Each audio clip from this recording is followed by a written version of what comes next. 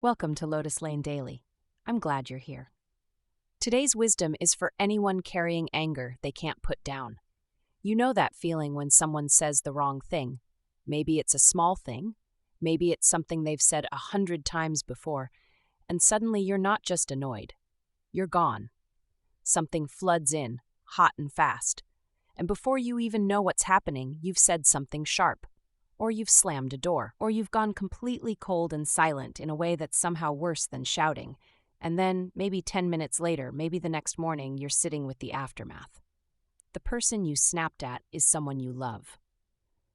The thing that triggered it wasn't really the thing, and you're left wondering, what is wrong with me? Why do I keep doing this?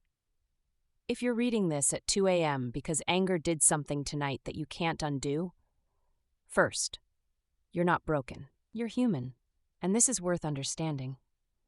Anger is never really about the surface. Here's something that took philosophers centuries to articulate clearly, but that you probably already know in your gut.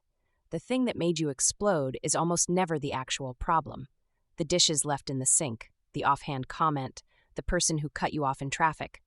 These are sparks landing on something that was already burning underneath. Anger, at its core, is usually a signal. It's pointing at something: exhaustion, fear, grief, a boundary that's been crossed too many times, a need that's gone unmet so long you've stopped being able to name it. The rage doesn't lie exactly. It just speaks in the wrong language. When anger takes over completely, when it moves faster than your ability to think, it usually means the pressure has been building for a while. Not hours, often weeks, months, years. You weren't just angry at that person tonight.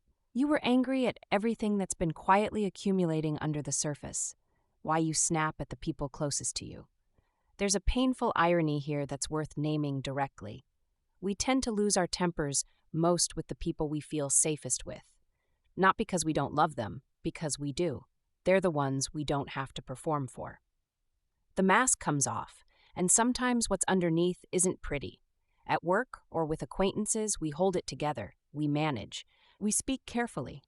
But at home, with a partner, a parent, a close friend, the effort of containment runs out, and the explosion happens there, in the space that was supposed to be safe. Understanding this doesn't excuse the harm it causes, but it might change how you look at yourself. You're not a monster. You're someone who's been holding too much for too long, and the container finally cracked. What happens in your body? When anger floods you, your body is doing something very specific. Your nervous system has clocked a threat, real or perceived, and activated the same biological alarm system your ancestors used to survive predators. Blood moves to your muscles. Your thinking brain gets partially bypassed. You're primed to fight, flee, or freeze. This is why reasoning with yourself in the middle of rage almost never works. You're not in your full mind. The part of you that considers consequences, that remembers you love this person, that thinks before it speaks, that part has stepped back from the wheel. This isn't an excuse. It's information. Because once you understand what's happening physically, you have a point of intervention. You can learn to notice the early signs before the flood takes over. The tightening in your chest, the heat rising in your face, the slight narrowing of focus. Those are your warning signals. That's your window. What ancient wisdom actually says about this. There's a line that has stayed with me from a collection of philosophical writings on what it means to truly help another person. It goes like this: compassion is not about feeling pity for others. It is about sharing their suffering and working together to overcome it. When I first read it, I thought it was about how we treat other people. But lately, I think it also applies to how we treat ourselves. Most of us, when we've acted badly in anger, swing between two useless extremes.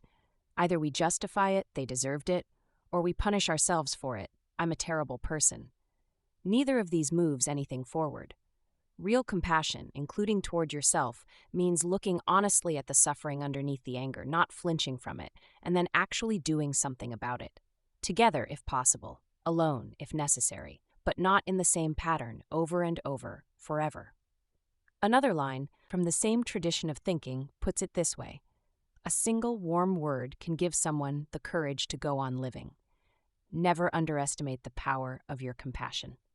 That applies in both directions. The word you say in anger can do real damage, but a single honest, warm word afterward, "I'm sorry, I wasn't angry at you. Let me try to explain what's actually going on," can do something extraordinary. It can open a door that the anger slammed shut. Some things that actually help. Philosophy is useful, but you also need something to do. Here are a few things that genuinely work. Not magic fixes, but honest tools. Learn your early warning signs. Anger doesn't usually arrive without notice. It builds. Start paying attention to what happens in your body in the 10 minutes before you lose it. Cold feet? Clenched jaw? A specific thought pattern? Once you know your personal warning signs, you have more time than you think. Buy yourself 2 minutes. When you feel the flood coming, the single most useful thing you can do is leave the room.